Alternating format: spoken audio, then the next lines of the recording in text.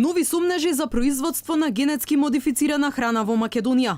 Откако пред 2 недели Агенцијата за храна и ветеринарство обелодени дека производител на ориз од кочани користел ГМО семе, списокот на земјоделци кои веројатно користеле од истото забрането семе се зголемува. Од Агенцијата за храна велат дека добиле листа со имиња на 30 на земјоделци чии посеви би можеле да содржат генетски модифициран ориз. Инспекторите се на терен, а директорот најавува засилен надзор над работата на производителите.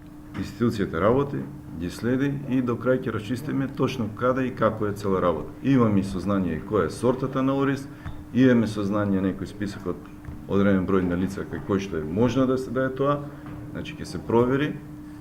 Тоа се прави план за контрола на оваа годишната реколта, се подготвува план за идната реколта која ќе биде, значи и тоа ќе биде пак на некој начин, иако ќе биде планска, ќе биде зголемена активност за контрола.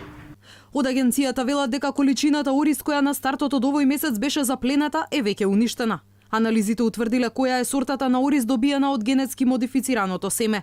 На прашањето како семенскиот материјал, кој е забранет за користење во земјава, успеал да влезе во Македонија, од агенцијата криваат раменици. Велат тоа не било надлежност на АХВ, туку на друга институција. Надлежните најавија засилени контроли при увоз на граничните премини. Агенцијата за храна и ветеринарство и Државниот инспекторат за земјоделство допрва ќе утврдуваат од каде точно дошол оризот, дали станува збор за ориз кој е произведен во Македонија или пак е увезен.